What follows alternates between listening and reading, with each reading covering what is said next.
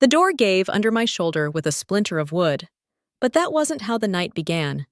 2 hours earlier, I was still on duty, my unmarked car idling on the quiet streets of Chicago.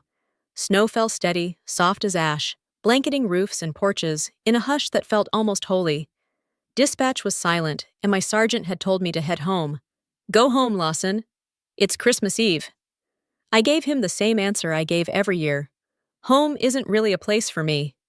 But there was one person I wanted to see. My grandmother. I parked half a block from the old Lawson house, not wanting the engine to announce me. My boots crunched on the frozen sidewalk as I breathed out pale ribbons of fog. The houses here glowed with strings of lights, warm yellows and reds pulsing in rhythm with carols playing inside. Each porch looked like a postcard. Each window spilled laughter into the street. Then my eyes found her. On the Lawson porch, where I'd once carved pumpkins and shoveled snow as a kid, my grandmother Eleanor sat hunched on a wooden chair.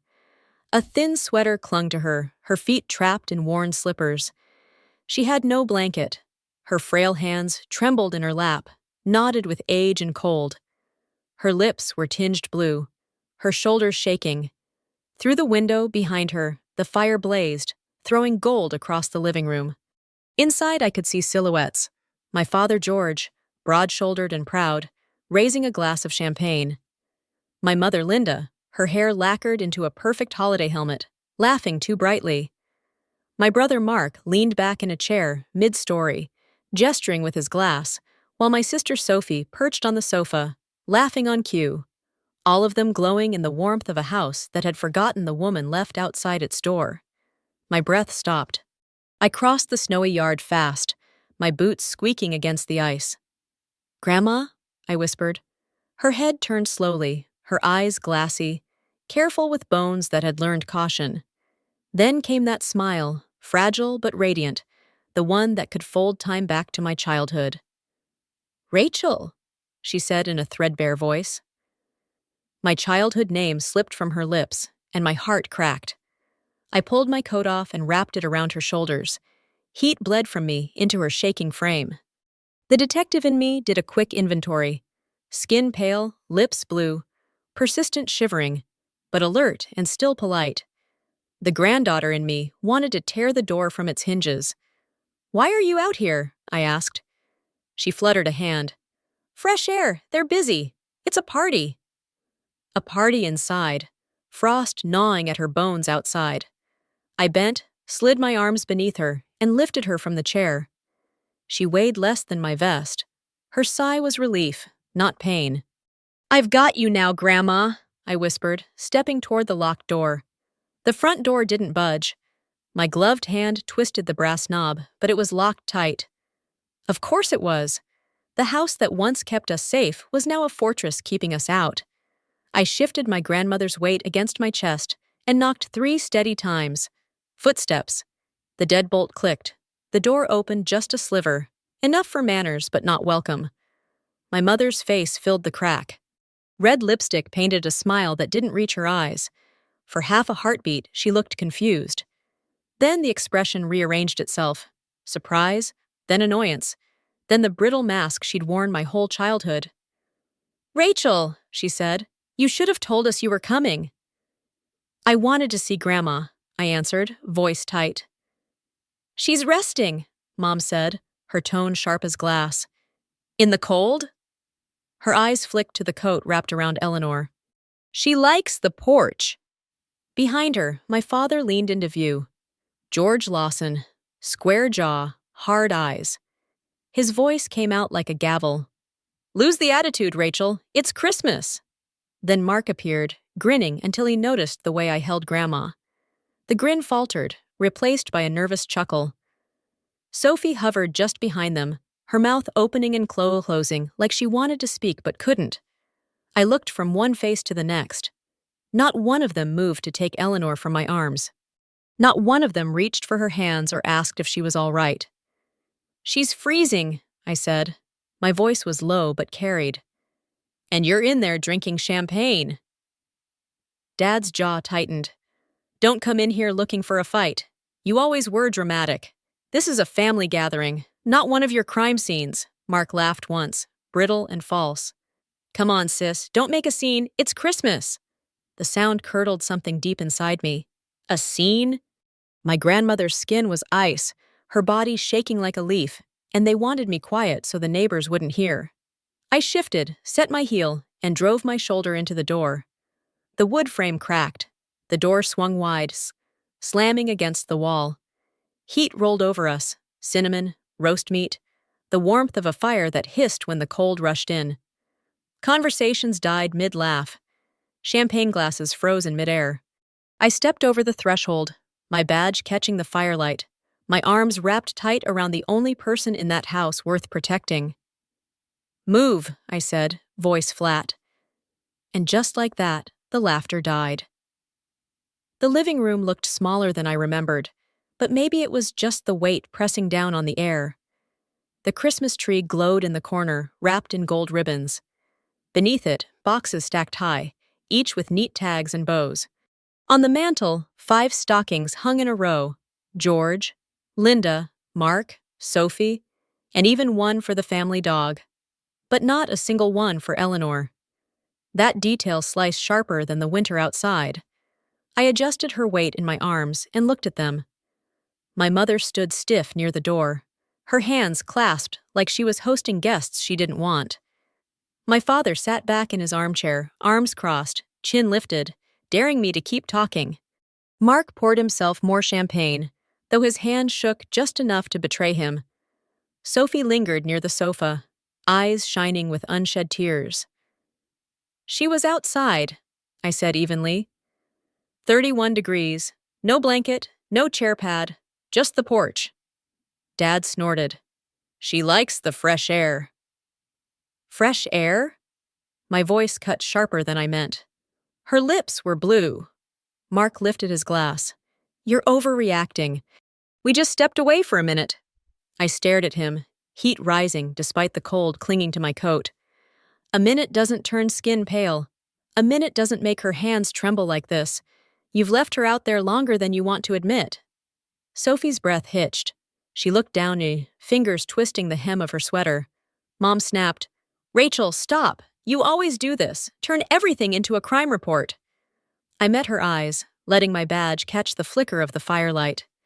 "That's because this is one, neglect of an elder, a felony, and I've got all the evidence I need."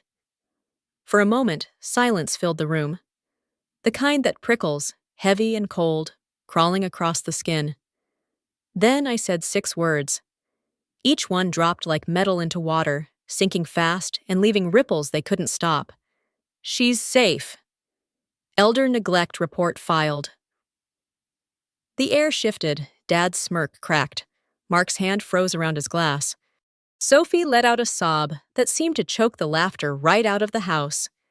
My mother's hand flew to her necklace, clutching it as if the string of pearls could hold her upright. "You wouldn't dare," Dad growled. "I already did," I replied. My voice was calm, steady, the same tone I used in courtrooms and interrogation rooms. Eleanor stirred faintly in my arms. "Rachel, dear," she whispered, "don't be too hard on them." But my eyes never left my family. "Too hard?" I said. "No, Grandma. I've barely begun." Dad rose from his chair, the fire throwing hard shadows across his face. "You wouldn't put your own family on record," he said, his voice low and dangerous. "You think a badge makes you better than blood?" I shifted Grandma in my arms, her head resting lightly against my shoulder. "No," I said. "It makes me accountable. And it makes you accountable too," Mark scoffed, though his laugh cracked halfway through. "Come on, Rachel, this is a holiday. Don't ruin it with your drama." I turned on him. "Drama is champagne and laughter, while the woman who raised you shakes on a frozen porch." He looked away, cheeks flushed. Sophie pressed her hands to her face, sobbing quietly. Mom stepped forward, her smile tight as wire. "You're twisting things. We didn't mean any harm. She wanted some quiet." "Intent doesn't matter," I said coldly. "Impact does. And the impact is that she could have died tonight while you toasted yourselves." The words hit. Even Mark set his glass down, his bravado slipping. Eleanor's weak hand tugged at my sleeve. Rachel, please, she whispered. They didn't mean it. Quiet, Grandma, I said gently, shifting her higher. You don't have to defend them, not anymore. Dad's voice cracked like a whip. You will not stand here in my house and lecture us. I laughed once, sharp and bitter. Your house? Built on the money I sent for her care? You paraded it as generosity while treating her like baggage. The silence that followed was thick as tar. My family stared back at me, guilt and denial warring across their faces. Sophie finally choked out. We thought you'd never know. There it is, I said. The truth. You never thought I'd see, but now I do. Mom's hands shook around her pearls. Rachel, if you go through with this, it will ruin us. I stepped toward the door, every muscle tight, the badge heavy on my chest. You ruined yourselves the moment you left her outside. The fire cracked behind me. The champagne on the table fizzed faintly, bubbles dying in silence. My father took one step forward, his jaw set like stone. But one look at my badge stopped him cold. I didn't shout. I didn't need to. The weight of 6 words still hung in the room, louder than anything I could add. I turned toward the open night, carrying Grandma with me. This is over, I said. And the house, once roaring with laughter, shrank into silence. Snow swallowed the sound of my boots as I carried Grandma down the street. The night was so quiet, it felt like the whole neighborhood was holding its breath. Curtains twitched as we passed, neighbors peeking but saying nothing, pretending blindness the way people always do when truth feels too heavy. My unmarked cruiser waited at the curb, its black and white frame haloed by Christmas lights strung across the block. I opened the passenger door gently, settling Grandma onto the cold vinyl. She flinched at the touch, and my chest tightened. I cranked the heater until it roared, warm air chasing the frost from her cheeks. You're safe, I told her, but the words rang thin. Because safety wasn't just about the cold. Safety was about dignity, and that had been stripped from her for years. The drive to the precinct was short. Holiday wreaths hung on the glass doors, but inside it was all fluorescent lights and the smell of burnt coffee.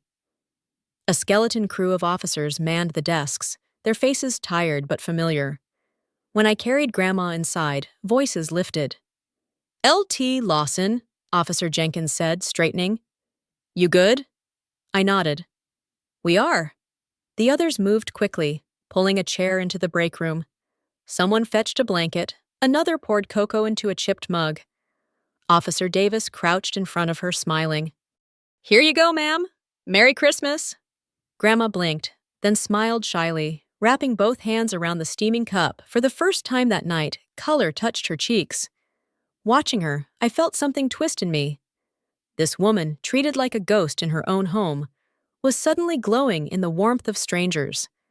My chest ached with a mix of pride and guilt. Pride that she was safe now. Guilt that I hadn't seen sooner. At the duty desk, Sergeant Ruiz lifted his chin. You want me to log a report? I stared at him for a long beat. My 6 words echoed in my own head. Elder neglect. Felony. My blood family on the other side of that report. My hand brushed the badge on my chest. I thought of Dad's face paling, Mom clutching her pearls, Sophie sobbing. Blood against law. Yes, I said finally. My voice didn't waver. Log it. Ruiz nodded, already typing. Each keystroke sounded like nails sealing a coffin. Back in the break room, laughter had risen. Officers leaned close to Grandma, calling her Grandma Lawson, as though she belonged to them too. She laughed softly, eyes sparkling in a way I hadn't seen in years. And for the first time that night, I thought maybe she really was safe. Back on Maple Street, the party had curdled into panic. The fire still burned, but the warmth had drained from the room, leaving only the sharp scent of fear. George paced in front of the hearth, his heavy steps shaking the floorboards. She filed a report, he muttered, again and again, like saying it might make it untrue. She wouldn't dare. Linda sat on the sofa, pearls tangled in her trembling fingers. Her eyes were red, mascara streaking. She would, she whispered. You saw her badge. You saw her face. Mark poured another glass of champagne, his fourth since Rachel had stormed out. The liquid sloshed, spilling onto the carpet. She's bluffing, he insisted, though his voice cracked. She wouldn't ruin us like that. Sophie sat curled at the edge of the couch, rocking slightly, tears streaming unchecked. She already has, she whispered. Didn't you hear her? It's done. The room fell silent at that. Even the clock on the mantel seemed too loud. George raked a hand over his face. If Adult Protective Services gets involved, he stopped, choking on the words. His empire, his reputation, everything he had built on appearances could collapse overnight. Linda's voice broke. The neighbors, they'll find out. Already she imagined the whispers at the country club, the frozen smiles in church pews. The Lawsons, investigated for elder neglect. Mark slammed his glass onto the table. This is her fault. Rachel has always wanted to tear us down, always jealous, always dramatic. No, Sophie said quietly, her voice trembling. This is ours. We left her out there. The words hung heavy in the air. No one argued because the truth was undeniable. Meanwhile, across town at the precinct, Eleanor sat wrapped in a blanket, sipping cocoa, laughter bubbling softly as the rookies asked her about Christmases long ago. For the first time in years, she looked like she belonged somewhere. And Rachel watched from the doorway, her heart a storm of relief and sorrow. Maybe, she thought, prison bars weren't the only punishment. Maybe guilt, the kind that gnaws from the inside, the kind that makes silence deafening and sleep impossible, was heavier than any sentence. On Maple Street, George barked at Mark to put down the bottle. Linda whispered prayers into her pearls. Sophie cried into her hands. The champagne on the table fizzed flat, untouched. The laughter was gone. In its place, 6 words haunted every corner of the house. She's safe. Elder neglect report filed. The station was quieter than usual, the kind of hush that made every ringing phone sound sharper. I had just stepped out of the break room when the front doors burst open. They came not as the polished family who had toasted champagne hours earlier, but as something smaller, shrunken by fear. My father in a coat thrown hastily over flannel pajamas, my mother's makeup streaked with tears, Mark's shirt untucked, and his swagger cracked, Sophie's eyes swollen from crying. Sergeant Ruiz looked up from the desk, jaw tightening. They shouldn't be here, LT. I'll handle it, I said. Dad's voice cut first, fast and desperate. Rachel, listen, we can fix this. Just retract the report. Tell them it was a misunderstanding. I shook my head. There's no misunderstanding about frostbite. Mom stepped forward, hands clasped like she was praying. We were wrong. Please, don't let the courts tear this family apart. Think about what people will say. That's all you care about, isn't it? I asked. What people will say. Mark tried to pull himself together, but his words stumbled. You don't want your own family in cuffs. You don't want that on your conscience. I met his eyes, cold and steady. You left her to freeze. That's on yours. Sophie broke then, her sobs spilling into the room. We were selfish, but she's our mother too. Don't take her from us. Behind me, I heard movement. I turned and saw Grandma in the doorway, blanket draped around her shoulders, her frame fragile, but her gaze unwavering. She had heard everything. Rachel, she said softly. Grandma, go back inside. You need to rest. No! She stepped forward, each movement deliberate, every ounce of her will holding her upright. Don't destroy them. They're still my children. They're still your family. My chest tightened. I looked at her, then back at them. The people who had left her trembling in the cold. They don't deserve forgiveness. Maybe not, she whispered. But forgiveness isn't about what they deserve. It's about what we choose to carry. Her words cut deeper than any accusation. I had walked into that house ready to punish, ready to use the law as my sword.